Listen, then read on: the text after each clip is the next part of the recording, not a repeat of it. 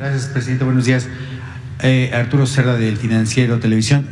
Ayer el Instituto de Investigaciones Jurídicas de la UNAM dio a conocer un análisis, lo llamaron una radiografía de su reforma electoral y concluyen, entre otras cosas, que es un retroceso, dicen ellos, histórico a nivel político, y además que no solamente afecta a la estructura del INE, sino al sistema electoral en sí, que le inyecta desorden, y consideran que todo esto podría poner en riesgo la eficiencia del voto. ¿Qué les puede responder? Gracias. Pues que son lo mismo. Creo que de ahí salió Lorenzo Córdoba, y a lo mejor ahora que termine ahí va a ir a trabajar a la UNAM, porque pues ahí están. Me da una pena lo que han hecho de la UNAM.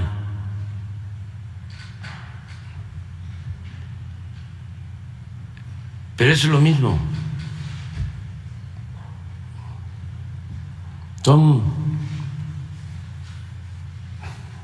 mafias de la academia. Y existen también asociaciones de abogados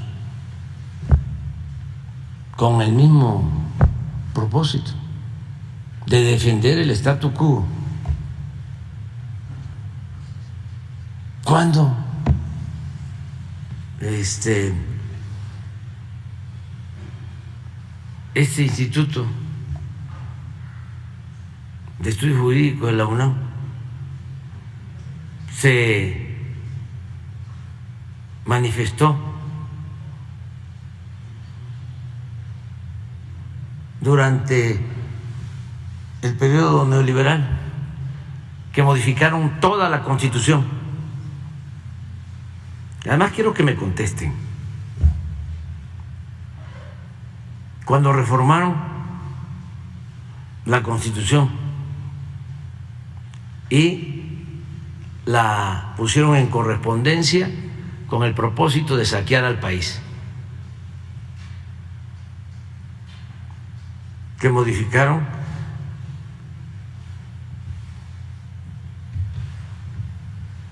artículos para entregar los bienes del pueblo, de la nación, a particulares, a extranjeros, para entregar los bancos, las empresas, las minas, los ferrocarriles, el petróleo, la industria eléctrica.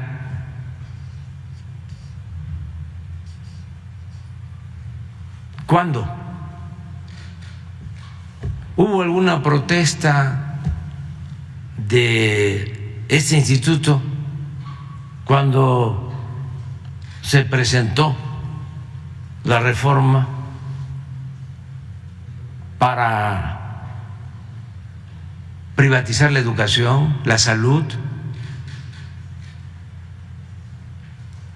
¿Hubo alguna protesta de esta asociación de estudios jurídicos de la UNAM cuando se incumplía la letra, el espíritu de la Constitución acerca de que el salario tenía que ser justo y que debía alcanzar para satisfacer las necesidades de los trabajadores y de sus familias? ¿Se manifestaron? ¿Se manifestaron cuando desaparecieron los jóvenes de Ayotzinapa? ¿Se manifestaron cuando, por la privatización de la seguridad social, se llegó a el hecho lamentable de la guardería ABC? Ninguno de ellos, porque todos vienen del mismo régimen. Ahí se van a refugiar, o de ahí salen.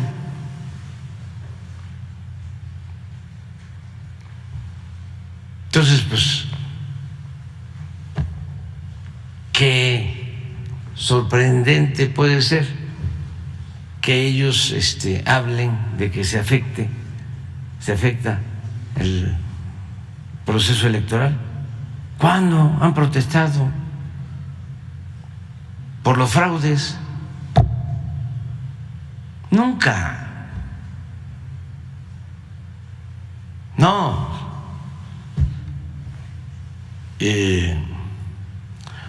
Ya no es el tiempo que... No, el instituto, ¿cómo se llama? ¿Qué eres? Abogado. De investigaciones jurídicas. No vengan narros.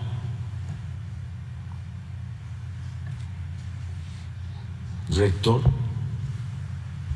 Y a otros. Por eso digo, los rectores de la UNAM, Barrosierra, don Pablo González Casanova y algún otro.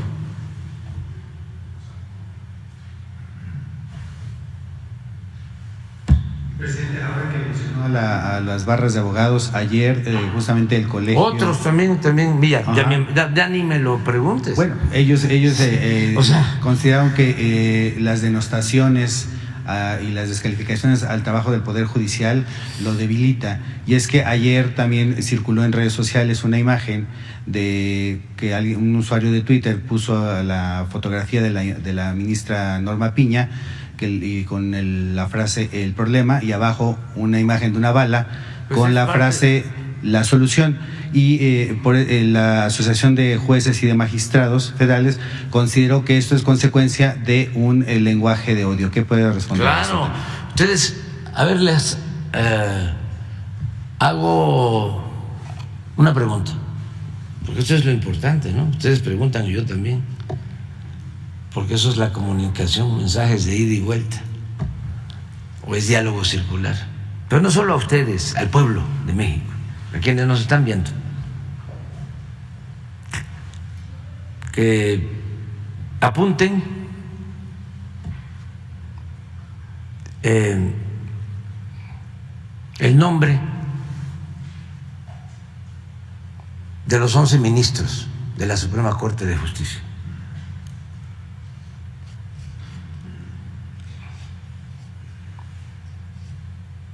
Que no vayan al internet,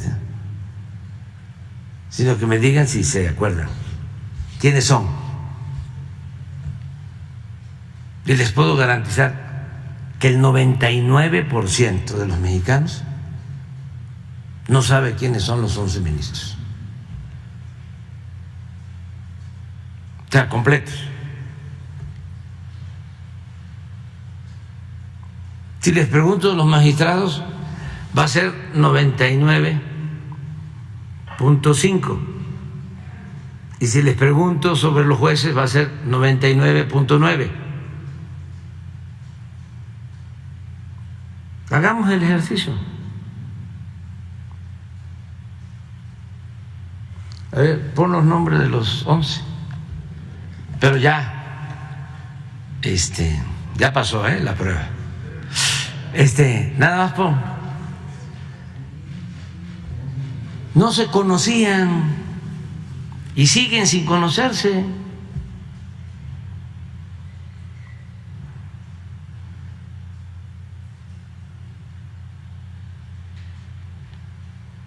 Era un poder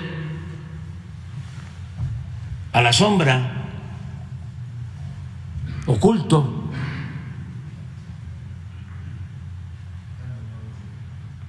¿Y por qué no transparentar todo? De hacer más pública la vida pública. Sí, ahí está. Norma Lucía Piña Hernández, la presidenta. Y luego el resto de los ministros.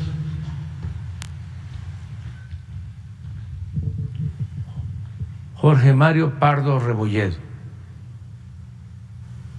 Arturo Saldívar Lelo de la Rea, Ana Margarita Río Fajar, Juan Luis González Alcántara Carrancá, Alfredo Gutiérrez Ortimena, Alberto Pérez Dayán, Yasmín Esquivel Moza, Loreta Ortiz, Javier Laínez, Luis María Aguilar. A ver, que levanten la mano los que sabían, conocían a los 11. A los 11. Nombre completo.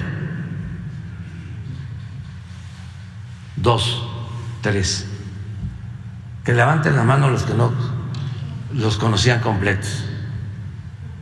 Ah, no lo hagan. Ah, los que se abstengan.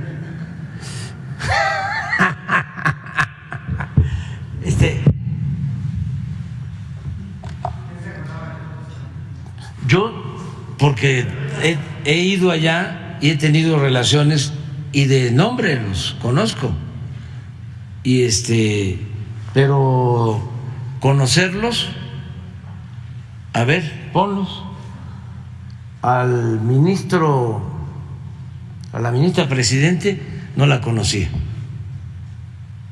Ya nunca supe de ella.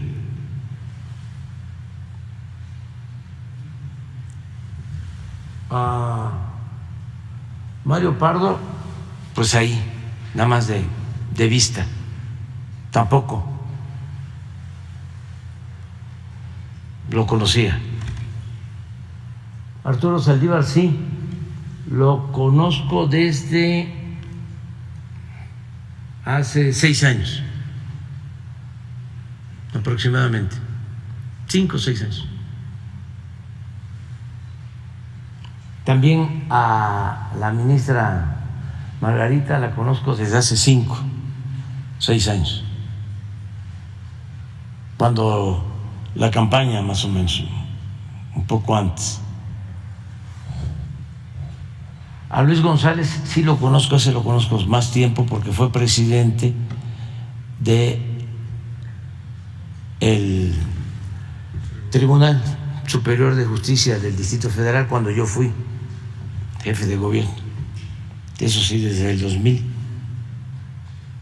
Alfredo Gutiérrez, pues ahora, no lo conocía.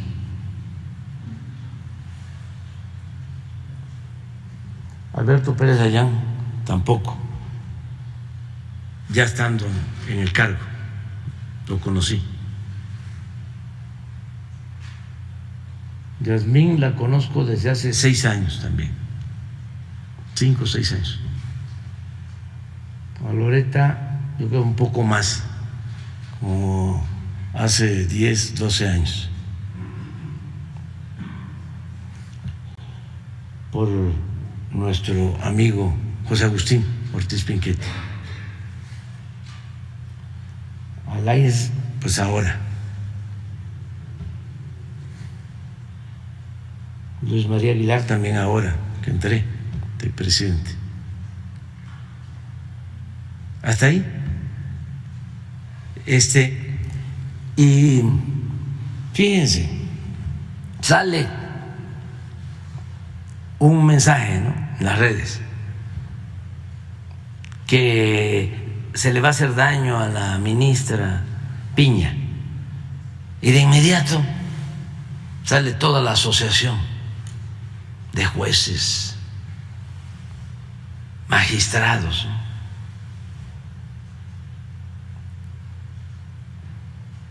en contra de la amenaza y echándome la culpa.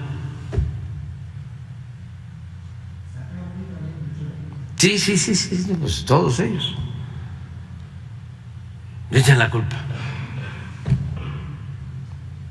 Yo le digo a la gente que nos está viendo, no tocamos los temas estos, no, hay que ventilar todo.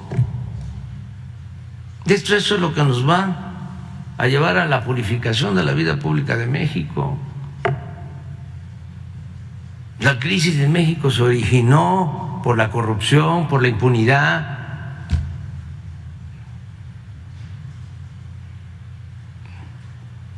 Por eso tenemos que seguir adelante con la transformación del país.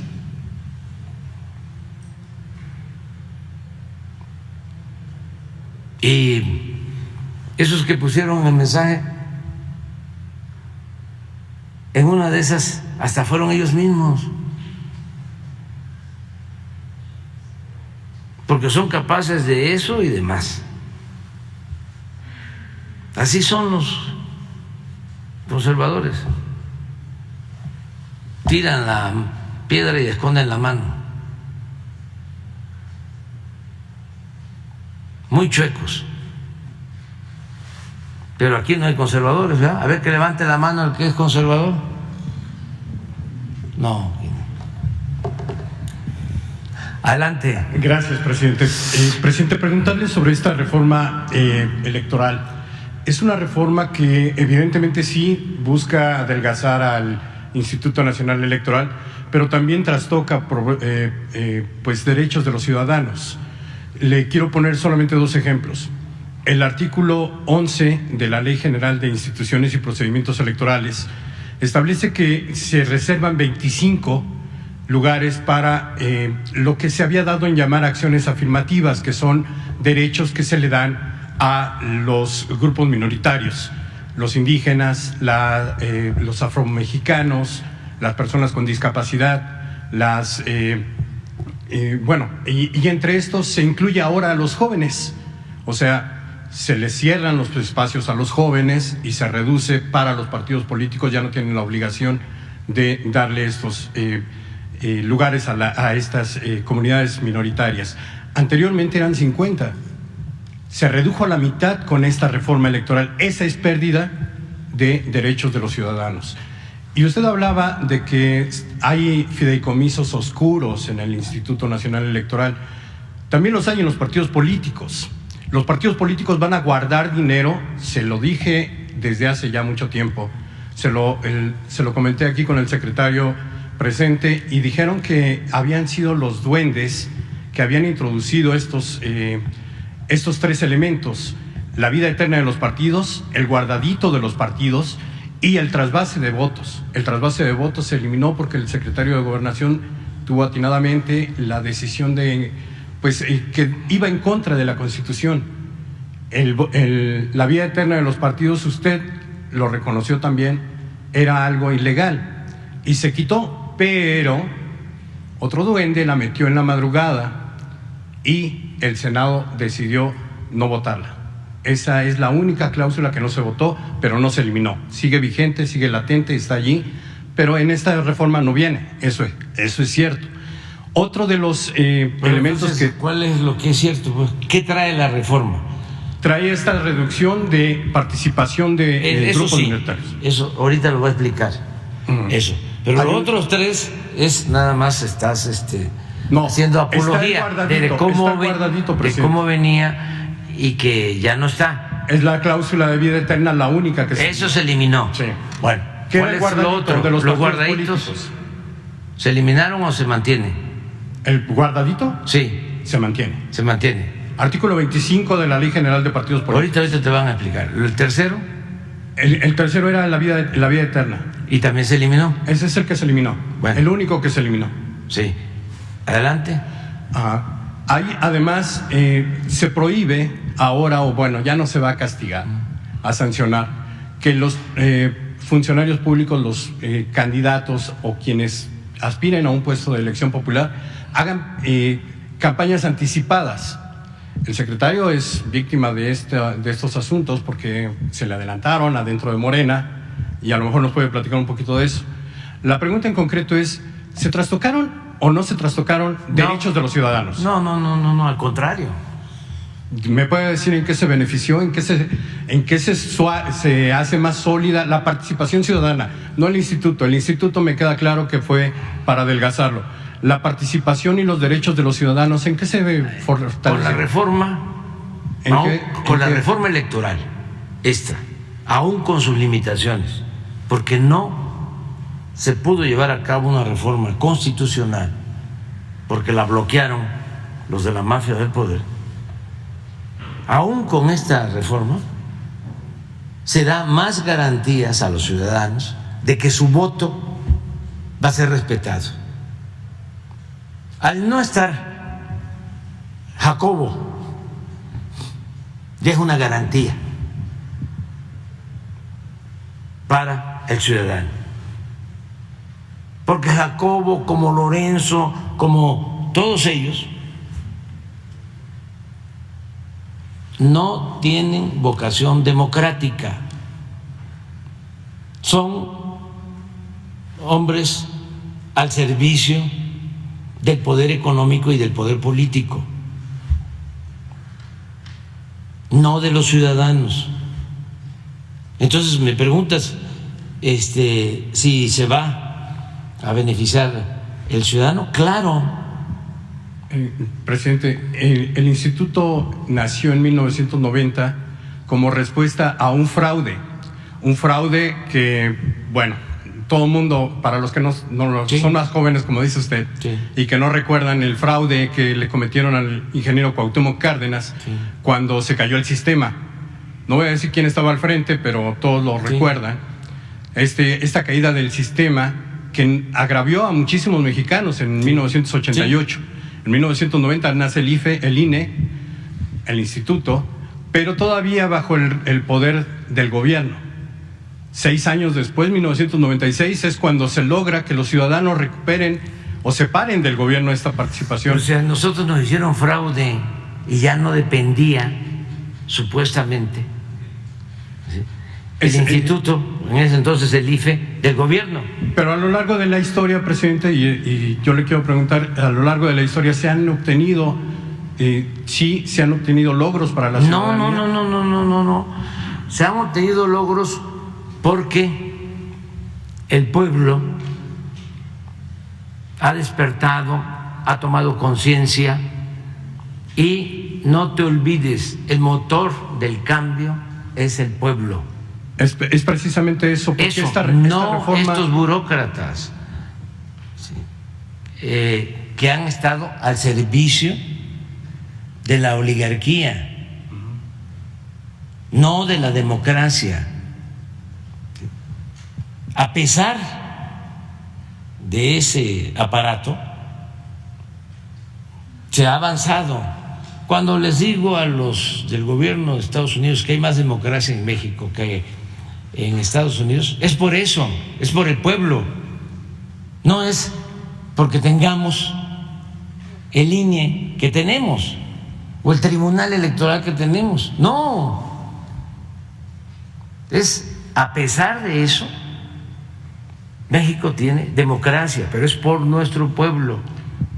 Presidente, la pregunta es, ¿hay más intervención del gobierno en esta reforma? No hay nada, no hemos intervenido. ¿No es la Secretaría de Relaciones Exteriores quien va a avalar la lista nominal de los...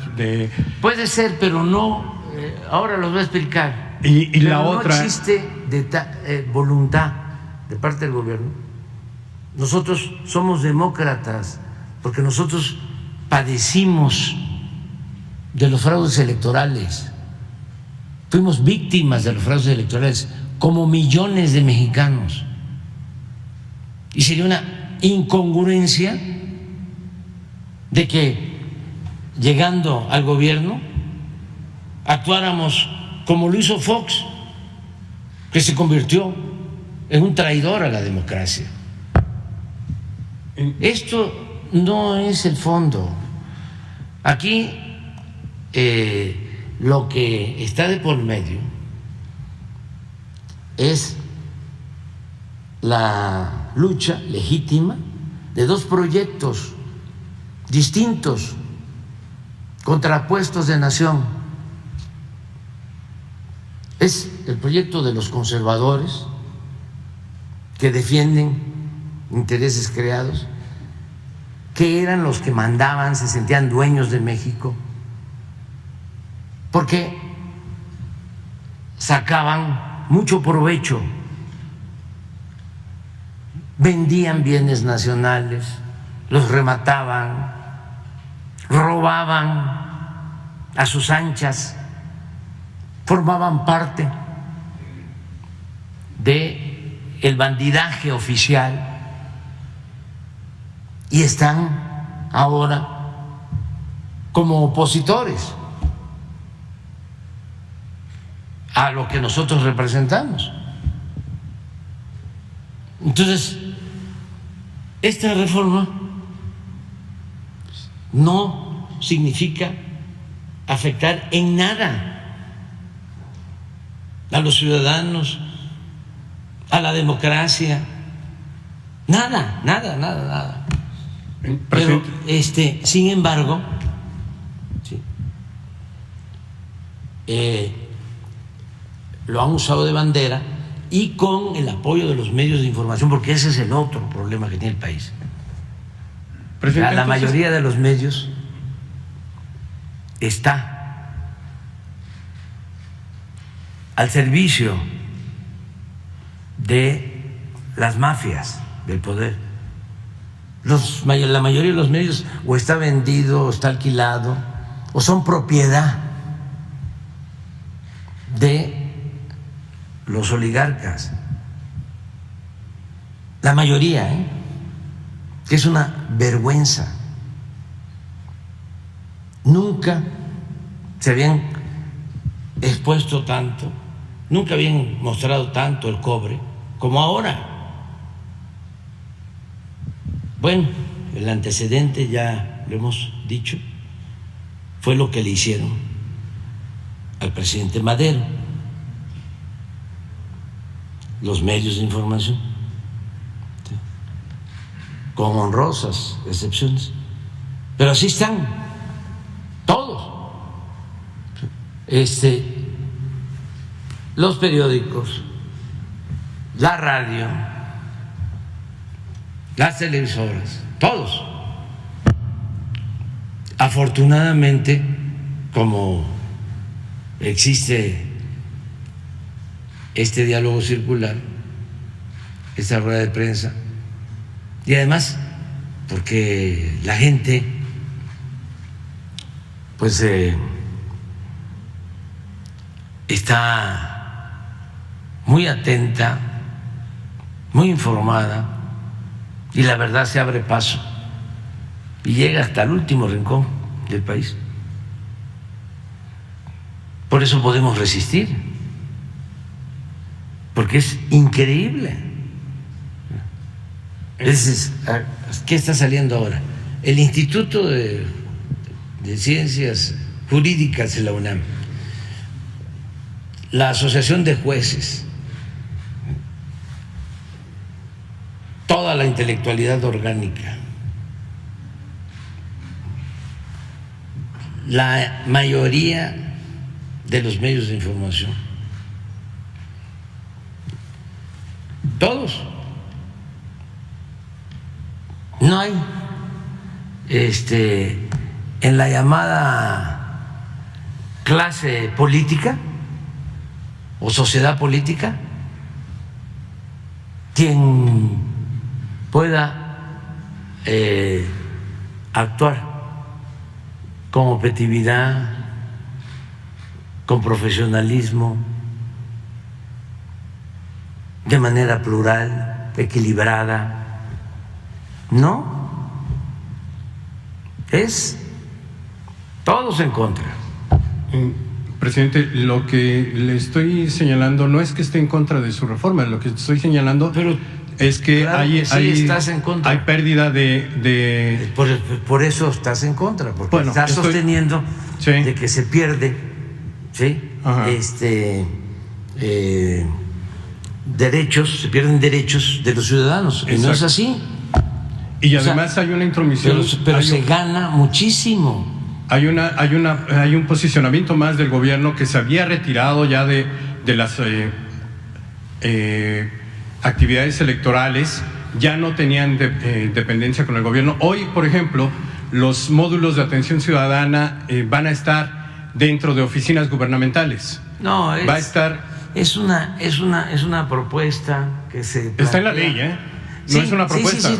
No. Si fuera una propuesta no estaría en la ley. Sí, está en la ley, es una propuesta. Sí, es una propuesta. Hoy lo estaban comentando de que las casillas electorales, bueno, que siempre se ponen en las escuelas, pero sí, si eso se considera, ¿sí?, que no debe de hacerse, se modifica. Presidente, se lo pregunto, ¿se consideraría esto? ¿Se debe hacer así? Sí, en las escuelas. Fuera de edificios gubernamentales. Sí, también. Eso no es ningún problema. O sea, todo esto es un pretexto, ¿sí?, para atacarnos. No. Sí, la mayor parte de las cosas. En el tiempo que yo llevo aquí, no hemos participado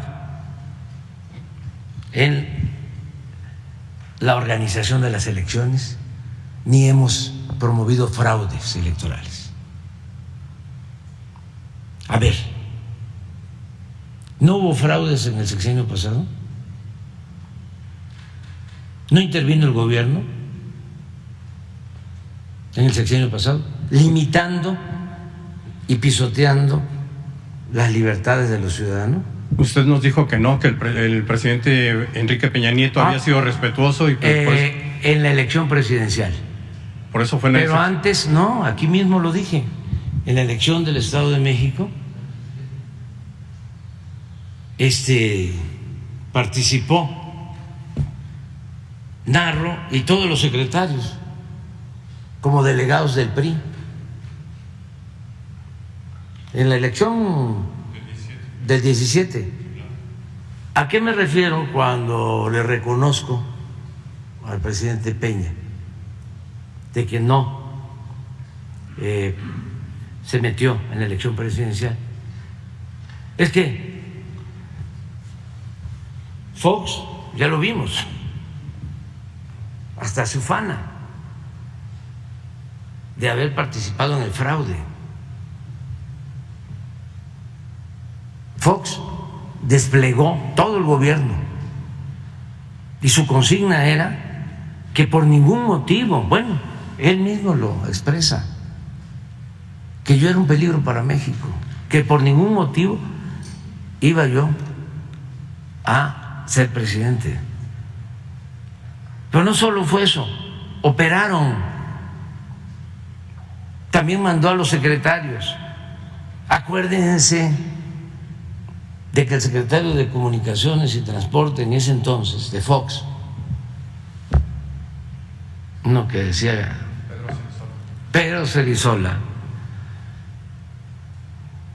después del fraude habla por teléfono, está grabado, a ver si no lo consiguen por ahí, con el gobernador de Tamaulipas y le agradece y le dice: oye, hasta te excediste, y ja, ja, ja, ja. Y la maestra Elbester Gordillo hablándole también, diciendo: ya son las 12 del día, cuando estaba la elección. Hay que actuar. Ni modo que a las 12 del día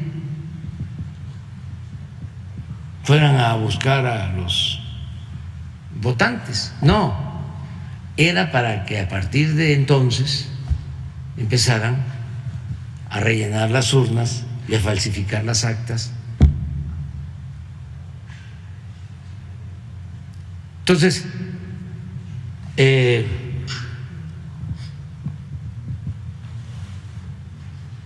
presidente Peña, aunque lo van a ver Claudio y todos estos, para decirle: hay que unirnos, que se baje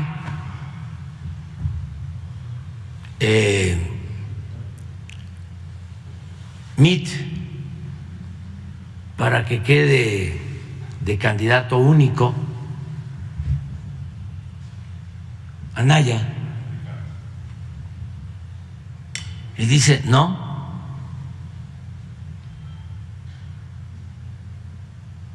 Y luego, en la desesperación, vuelven a verlo. Esto para los jóvenes, ¿no? y les dice y le vuelven a proponer que quede MIT y nosotros nos encargamos de bajar a Anaya. Y dice, no sé por qué razón. ¿Qué hubo ahí? De todas maneras íbamos a ganar, pero íbamos a ganar con menos margen, no con el 51%, 52%, 30 millones de votos, 31 millones de votos, porque se iban a unir. Lo que hicieron después,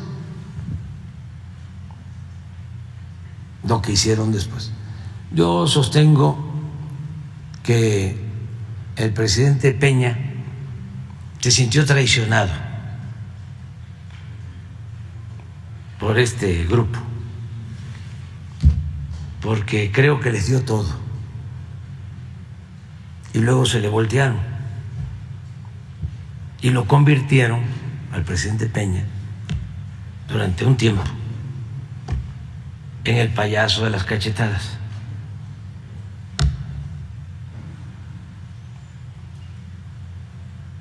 Y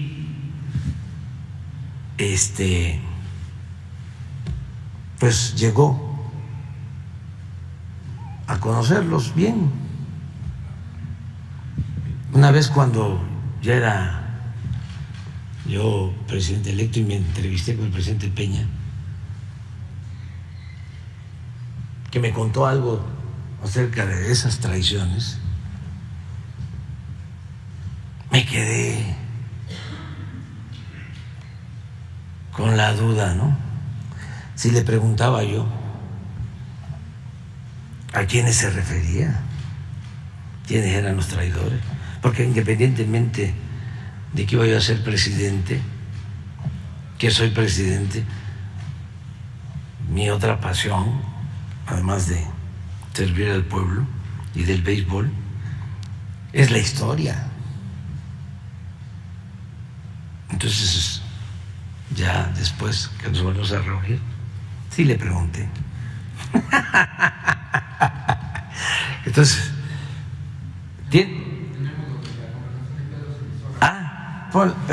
es que es muy interesante.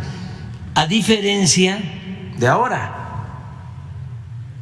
¿ustedes creen que no podríamos llegar a un acuerdo con los del Consejo del INE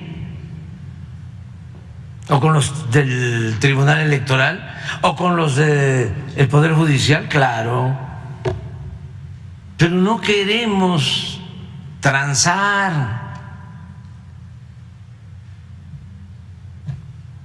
queremos transformar. Si no, esto no cambia. Pero miren cómo era la democracia.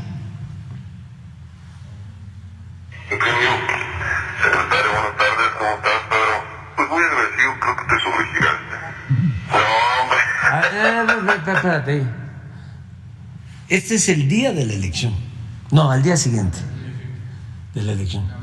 Pero miren eso, lo que le dice el secretario de Comunicaciones al gobernador de Tamaulipas, que por cierto está preso, todavía está detenido, porque es lo mismo, son unos ingratos, traidores, o sea, entre ellos mismos se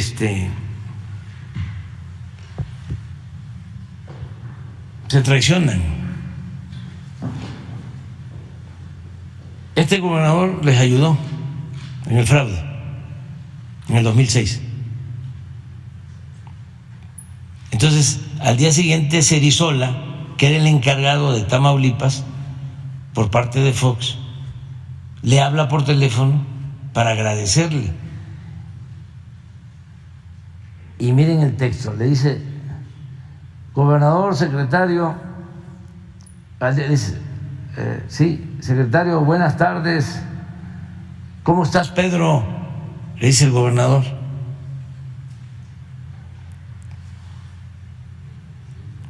Y a Cerizola le dices, pues muy agradecido.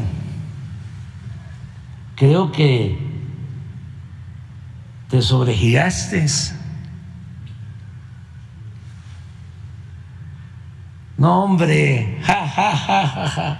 El gobernador. Imagínate este pobre hombre ahora, allá en la cárcel.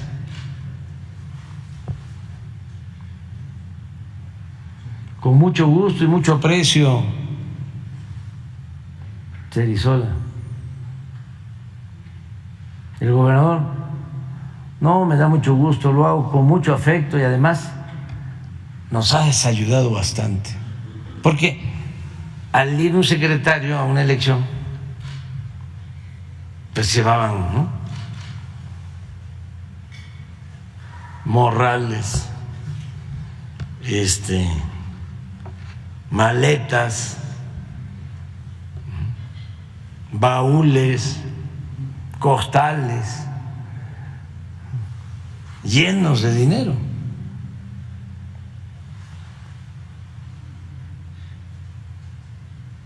Ya, Manuel Espino era el del PAN entonces.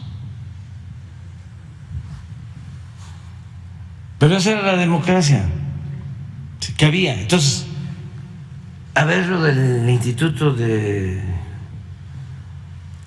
Jurídica, si protestaron. ¿No tienes el de la maestra? Búscalo.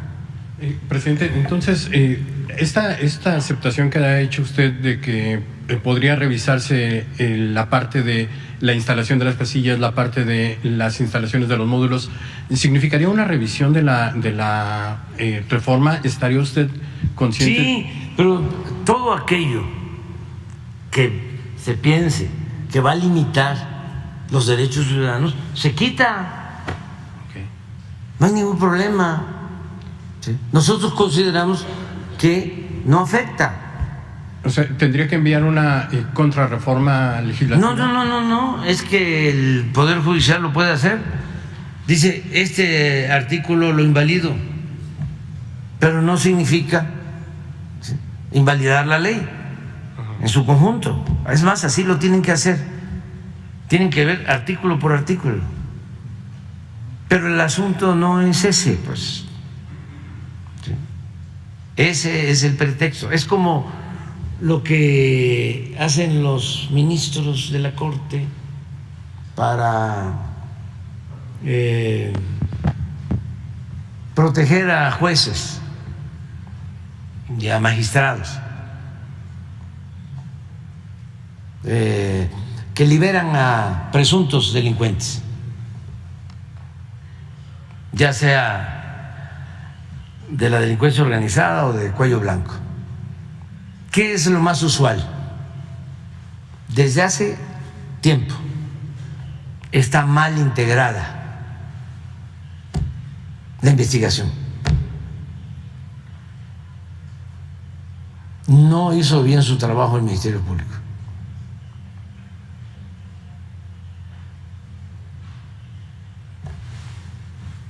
Puso que detuvieron a la persona a las 10 de la mañana y no fue así, fue a las 12.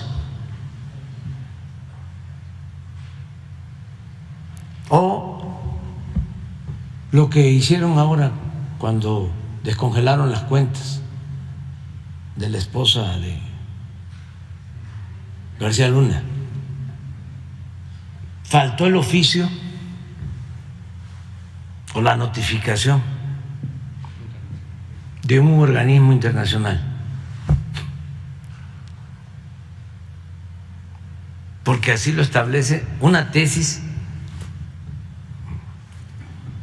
no sé si jurisprudencia, del exministro Eduardo Medina Mora, que era procurador, compañero de García Luna. No, está podrido eso, por donde quiera que se le vea.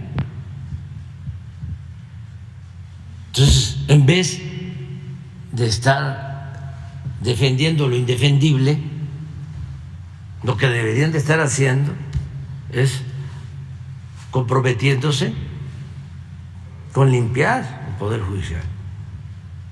Presidente, si me permiten, en este tema del Poder Judicial, preguntarle acerca de esta investigación periodística que se realizó sobre la tesis de doctorado de la ministra, en la que nuevamente se vuelve a identificar pues este patrón de copias, de plagios, porque no se hace la correcta mención de los autores y se toman párrafos verdaderamente pues de pena ajena. Pero no pasa nada en la Universidad de Anáhuac. No pasó dice, nada cuando se robó Calderón la presidencia. Y lo que le quiero preguntar, o sea, sí, y no dijeron nada. Lo que le quiero preguntar es, hubo un gran plagio porque se robaron la presidencia de México y no se quejó nadie, nada más nosotros. claro. O sea, los periodistas no. Ni los intelectuales tampoco, ni los del Instituto de Investigaciones Jurídicas. Entonces, lo de la ministra Esquivel lo han inflado, o sea, casi está al nivel de lo de García Luna. Presidente, usted dijo que el plagio era corrupción. Sí. Y la corrupción es un delito grave, de acuerdo con lo que usted también solicitó. Sí. Le quiero preguntar, ¿nos puede platicar por qué se fue Eduardo Medina Mora de la Suprema Corte de Justicia? Solamente usted podría haber solicitado esta remoción por la comisión de delitos graves. En el caso de la ministra, pues está cometiendo un delito grave, de acuerdo con lo que usted propuso al Congreso al inicio de su administración. Pero es que no se puede corrupción. juzgar. Si nos puede contar qué pasó con Eduardo Medina Mora. Ahorita les cuento, ahorita les voy a contar. En el caso de la ministra Esquivel, es un proceso legal, eso no nos corresponde a nosotros, vamos a esperar lo que resuelva la UNAM, lo que resuelva el Ministerio Público. Bueno, del doctorado ya la Anáhuac dijo que no pueden hacer nada y que no van a hacer nada. Por eso, lo que resuelvan las autoridades. Y a partir de ahí se analiza, se ve si nos corresponde a nosotros tomar una decisión. Claro, es un asunto completamente político, politiquero, porque la política es tan limpia que ni los más sucios políticos han podido mancharla. Un asunto politiquero. ¿Cuándo surge el caso de la ministra Yasmín? Cuando ella aspira a ser presidenta de la Corte. Vienen las elecciones en la Corte y creo que un mes antes o menos, Sheridan, del grupo de intelectuales orgánicos manejados por Krause, suelta, ¿no? De acuerdo con otros, a lo mejor sus rivales, o los que consideraban de que podían perder y que de esa manera hacían a un lado a la candidata. Y se suben todos, ¿no? Se vuelven paladines de la honestidad, en contra del plagio, del robo. Entonces así está ese asunto, o sea, muy manejado de acuerdo a intereses, ¿no? El caso de Medina Mora, de repente me pide el presidente de la Corte que querían hablar conmigo porque el señor Medina Mora había decidido renunciar.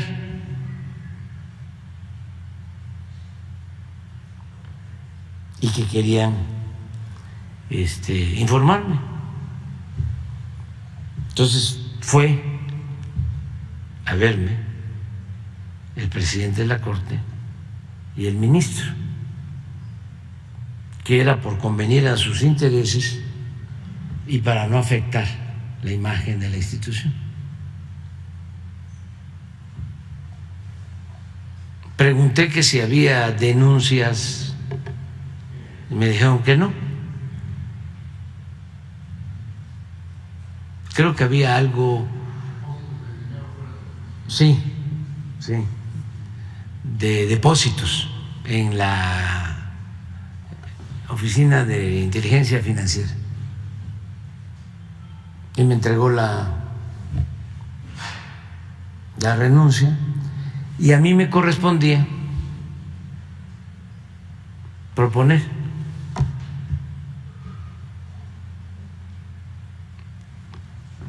creo que también una terna, ¿no? Al Senado. Y fue lo que hice.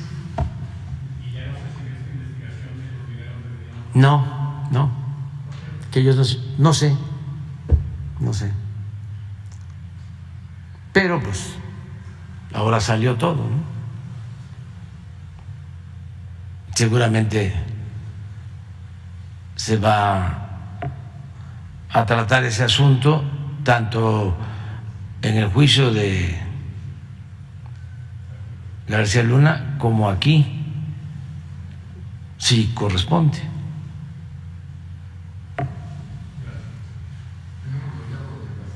A ver lo del Vestel, la maestra, que también es de las marchas rosadas. Sí, buenas tardes. Buenas tardes, ¿cómo te va, mi querido amigo? Pues aquí andamos batallando un poquito. Ahí vamos, ¿Cómo vamos? A ver, por eso estoy hablando. Este es el día de la elección del 2006. La señora Elvester apoyando a Calderón. Adelante. Tú tienes una onda, Sí, Yo le doy la cifra exacta de lo que nuestra encuesta tiene por una red que armamos en todo el país. Ándele. Muy bien. Hicimos de 6.364 cuestionarios, apenas llevamos, de 14.000 llevamos 6.000, perdón.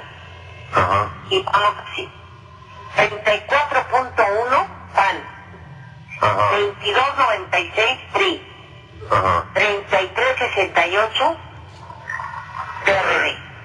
Bueno, ya se cayó el PRI, Muy bien. Entonces, hay que saber cómo actuar. Así es, maestro. Hay que saber cómo actuar. Aquí se viene ya la decisión de fondo. Porque la información que hay acá en los espacios de nuestros amigos, ya estamos juntos, Así es.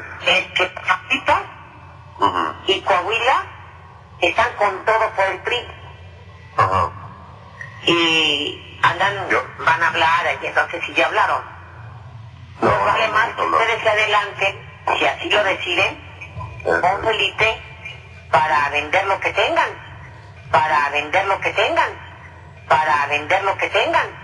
Él ya se cayó, No se cae, No, eso nos queda muy claro, Entonces mejor si es, no sé por dónde andes, por azul o por amarillo, pero si vas por azul, que es lo que pensamos, vale más hablarle a Felipe y decirle algo, ¿no? Para no quedar mal. Sí, yo creo que va bien. Vamos a sacar ahorita todo el voto ciudadano. Bueno, aquí estamos haciendo la chamba, Por ahí. Porque el informe, por eso quise hablar, porque el informe que tienen es que todo para el PRI, y no es malo, porque eso es institucional. Pero ante la caída, creo que lo interesante es hablar con Felipe y vendérselo. Así es. ¿No? Si voy a hablar con mis vecinos también para ver cómo anda el... ¿Cómo anda? Pero ya se va despejando. Y el voto duro ya salió. Bueno, Así es. yo te comunico y ahí tomas tu decisión. Ok, te agradezco Y si mucho, decides maestra. por azul, no lo vayas a hacer. No, Claro. Muy bien. con él. Así es. Un abrazo. Igualmente, gusto saludarla, maestra. Igualmente, Ahí bye. estamos en contacto también. Eugenio, secretario, buenas tardes, ¿cómo estás, Pedro? Pues muy bien. Pues todo esto, que fue un gran fraude, ¿te acuerdas que la diferencia oficial fue 0.5, 240,000 votos, supuestamente, ¿no? Los que sacó Calderón. Sí, él sacó 15 millones, yo saqué 14 millones 600, 800,000. Ya, es. Nada más en Guanajuato, también confesado así como esto, le metieron 300,000 votos falsos. Confesado por el secretario de Gobernación de Guanajuato, que llama a todos los funcionarios federales, el secretario de Gobernación de Guanajuato, después de la elección, y les dice: se van a alinear todos aquí con nosotros, a todos los delegados federales, porque nosotros pusimos a Calderón, le dimos 300,000 votos adicionales, y el señor no se dio cuenta que lo estaban grabando. Y en el periódico de León, de la AM, que es como una especie de Reforma, no sé por qué razón, dan a conocer la grabación.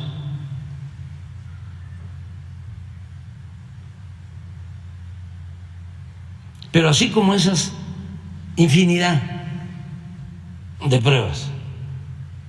Esa era la democracia. Bueno, todos estos intelectuales orgánicos, corruptos, son los que ahora están en contra de la ley electoral, rasgándose las vestiduras, porque son muy hipócritas, además de corruptos. Miren, vamos a recordar también, porque es que esto, la diferencia entre un escritor y un dirigente político es que el escritor no debe repetirse, y el dirigente político sí, porque su función, su tarea, su misión es hacer conciencia, es una misión pedagógica, porque solo así, cambiando la mentalidad del pueblo, es que se pueden lograr las transformaciones. Cuando cambia la mentalidad del pueblo, cambia todo. Y siempre sostengo que hay veces que se dan revoluciones, hay revoluciones y la gente sigue pensando igual. Entonces, los que lleguen al poder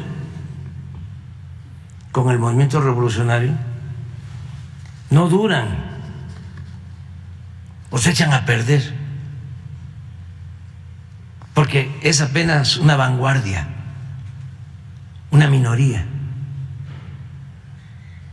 la que condujo y decidió sobre el movimiento. Por eso lo más importante de todo es que se esté creando conciencia de manera masiva,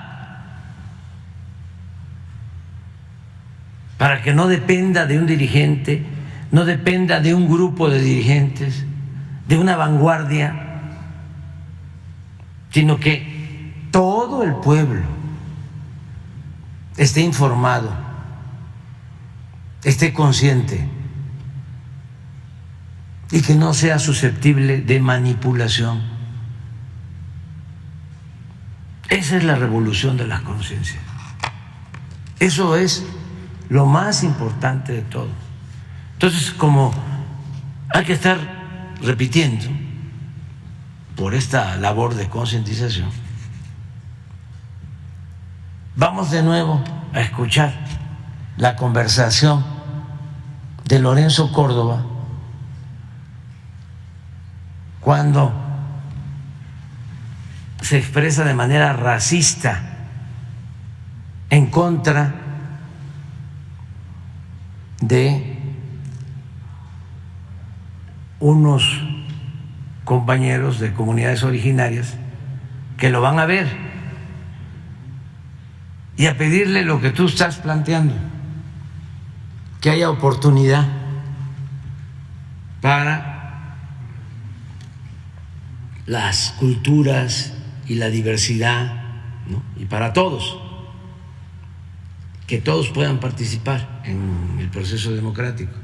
Pero miren, el que ahora está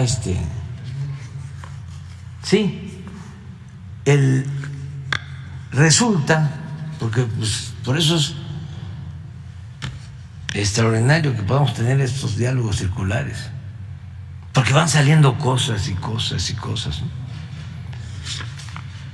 Resulta que con el que está hablando Lorenzo Córdoba es con Edmundo Jacobo. Hasta ahora lo sé.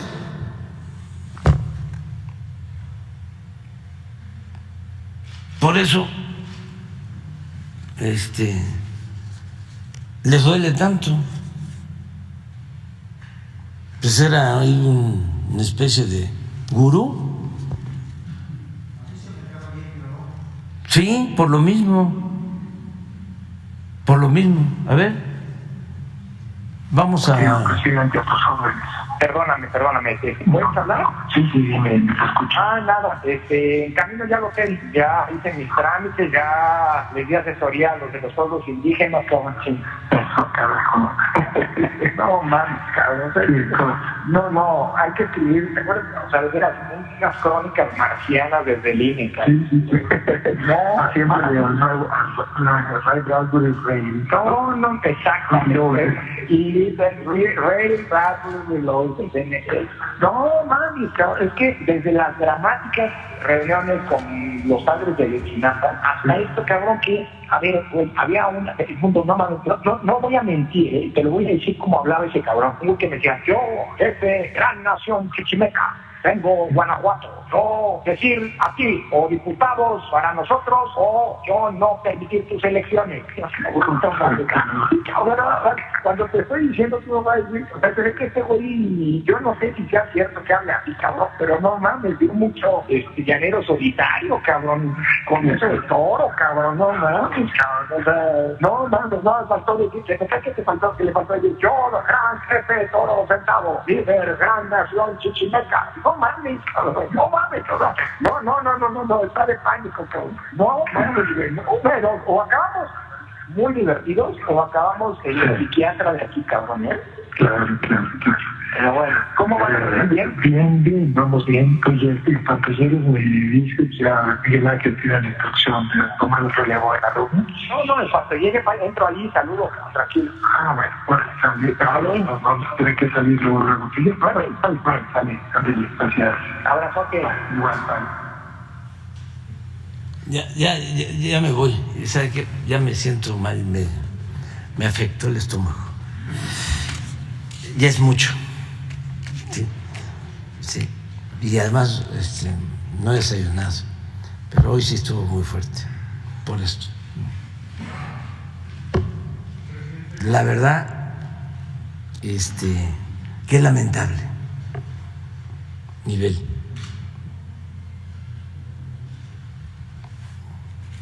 Es una crisis que solo se puede enfrentar con una transformación tajante. si actuamos con medias tintas,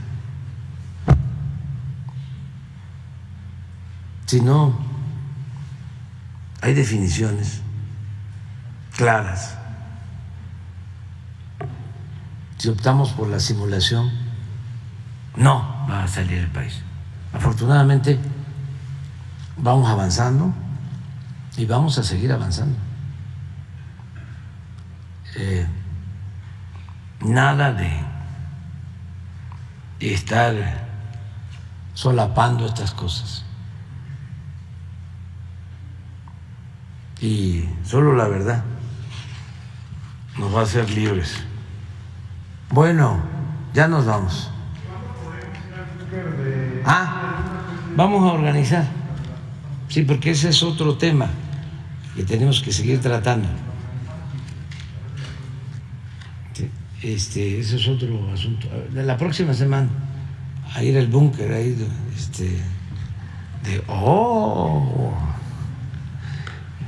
cuánto avance de García Luna, una mañanera en el búnker. Sí, sí lo vamos a hacer. Está un poco retirado, ¿no? Pero sí lo hacemos. Sí, lo hacemos la mañanera ya. ¿Para qué? Es que todo esto ayuda mucho, sobre todo a la no repetición. Como decía don Jesús Silva Gerso, el mayor, hablaba de la corrupción. Y esto durante el gobierno del presidente Ruiz Cortines, que se hizo un intento por limpiar de corrupción al país. Yo creo que Adolfo Ruiz Cortines y Adolfo López Mateos fueron presidentes honestos, con sus manchas, pero de lo mejor. Claro, en el siglo XX el mejor presidente, el general Lázaro Cárdenas, que por cierto aprovecho para invitar porque el día 18 de marzo, sábado a las 5 de la tarde, en el Zócalo, vamos a conmemorar la expropiación petrolera. Sábado 18 de marzo. Esa gran decisión que tomó el general Cárdenas. Bueno, en ese tiempo se empezó a hablar, ya había escrito don Daniel Cosío Villegas como en los años 40, un ensayo que se los recomiendo mucho, que se llama La crisis de México, y ya hablaba de que lo que más había dañado a la revolución había sido la corrupción. Usaba la palabra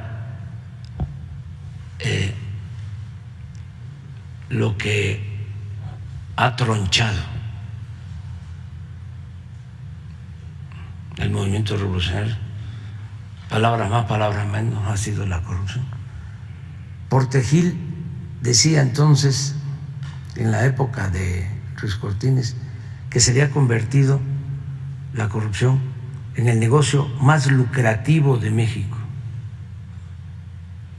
Y don Jesús Silva Gerso hace un análisis de lo que estaba pasando, magistral.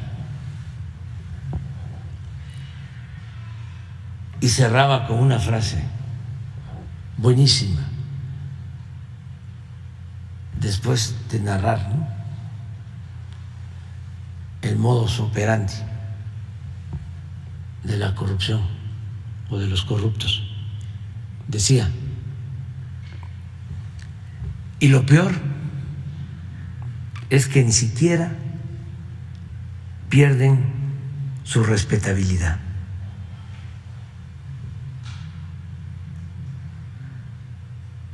O algo así. Y terminaba. Y ese es el peor de los males. Porque robaban y no perdían su respetabilidad. Al contrario, eran ejemplo a seguir. Entonces, la labor nuestra tiene que ser señalar a corruptos, estigmatizar la corrupción por el daño tan grande que le causa a México. Nada ha dañado más a México que la deshonestidad de los gobernantes. Eso es lo que da el traste con todo, esa es la causa principal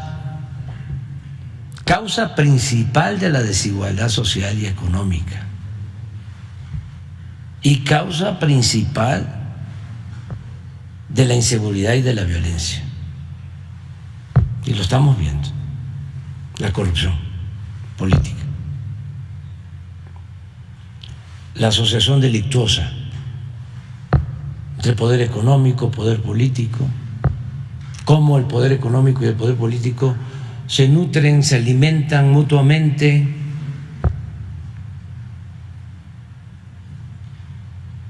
Entonces, si a eso le agregan que combatir la corrupción significa liberar fondos para el desarrollo,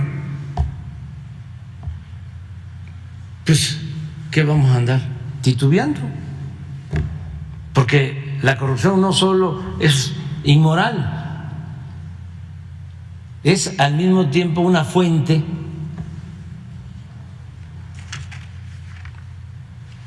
posible de financiamiento para el desarrollo, para el bienestar del pueblo.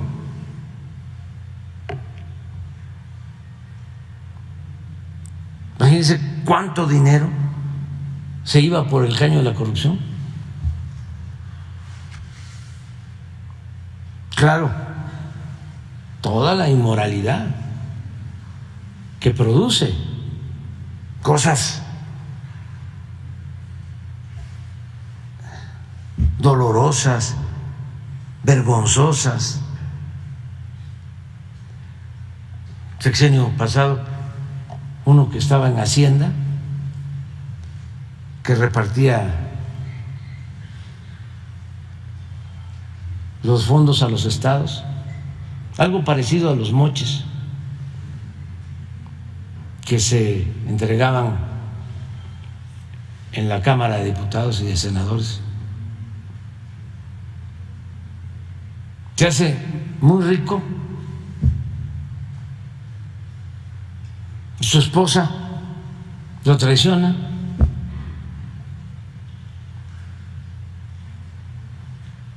y con el ayudante, quien los cuidaba, se ponen de acuerdo, su esposa y él, para eliminarlo al funcionario. Pero como seguramente piensan de que los familiares del funcionario iban a reclamar parte de la herencia, deciden eliminarlos a todos, los familiares.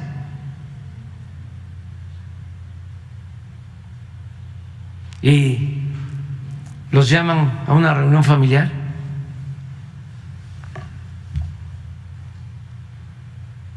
a la mamá del funcionario, a los hermanos, para que no quedara nadie, y llega un comando y los asesina.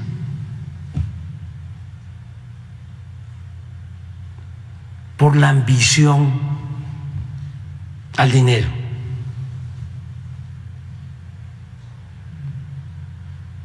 Es un grado de descomposición extremo.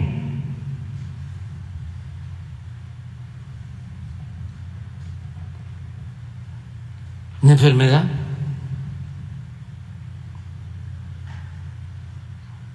Es cuando lo material eclipsa todo. Ya no hay valores, ni morales, ni espirituales.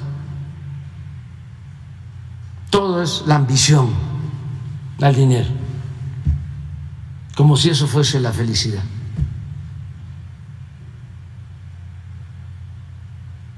Pues eso es lo que hay que combatir con todo. Entonces, esas críticas de estos profesores doctorados, ¿qué mella pueden hacer? Si ellos no tienen autoridad moral y se han dedicado a legitimar un régimen corrupto que ha causado el sufrimiento de muchísima gente. Imagínense lo que costó el fraude electoral del 2006. Imponen a Calderón y entrando, declara la guerra, sin tener un estudio, un diagnóstico de la situación que iba a enfrentar, nada, para espectáculo, de manera irresponsable, queriendo enfrentar la violencia con la violencia, el mal con el mal, queriendo apagar el fuego con el fuego. Esa mentalidad autoritaria, retrógrada. ¿Qué respeto se pueden ganar así?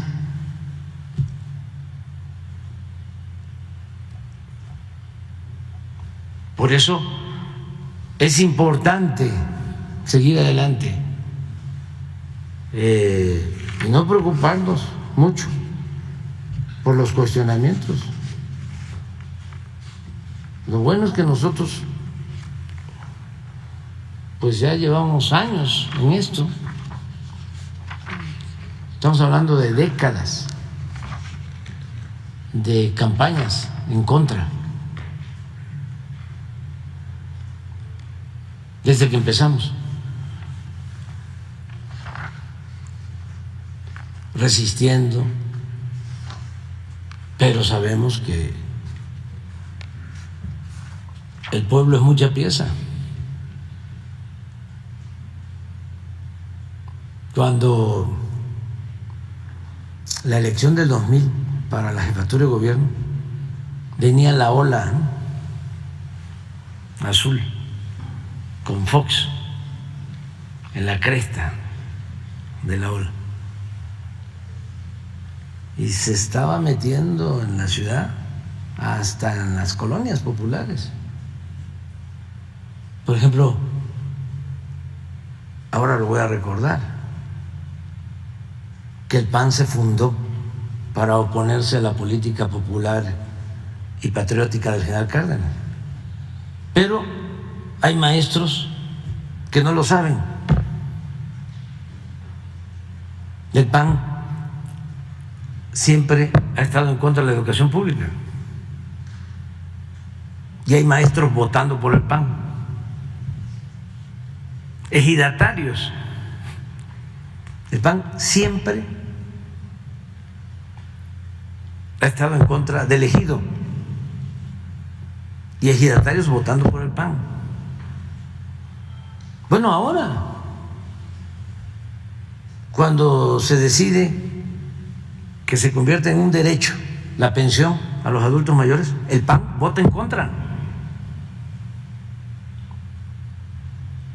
Entonces, vamos a estar recordando todo esto, que es muy importante, y haciendo conciencia.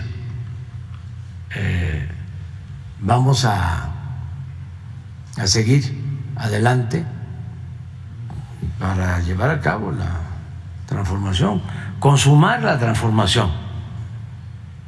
Y si no nos alcanza el tiempo, que dejemos avanzado el trabajo para que los que van a venir, quienes nos van a sustituir, ellos se van a hacer cargo de terminar, de concluir la obra de transformación. Entonces, mucha gente no tiene esta información. Les comentaba que se viene la ola del 2000 y yo gané por 3 puntos. Llevaba yo 10 arriba en las encuestas, y en el último mes empieza a crecer y a crecer y a crecer. Santiago Krill era el candidato, y el finado Silva Gerso, hijo de don Jesús, era el del PRI, y Santiago empieza a crecer y a crecer y a crecer. ¿Quién creen ustedes que me salva? El pueblo de Iztapalapa.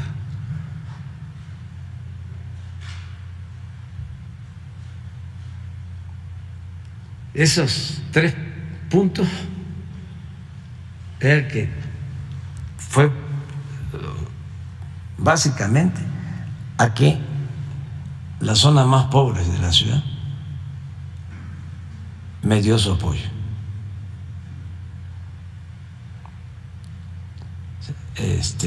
Por eso. Entonces, ¿quién me saca adelante cuando me desaforaron? Toda esta mafia unida, el pueblo, que es mucha pieza. Entonces hay que tenerle confianza a la gente y desde luego amor al pueblo, sincero. Y ahí está la clave para transformar. Por eso vamos a continuar adelante. Bueno, ya se me quitó el malestar, porque sí, ¿no? Revuelve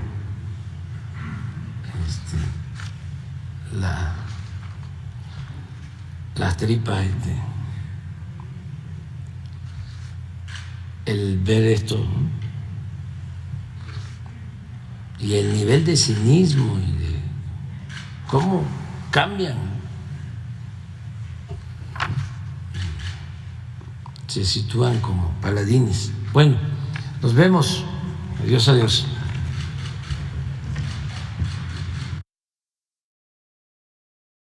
¿Te acuerdas que hablamos en Campeche de la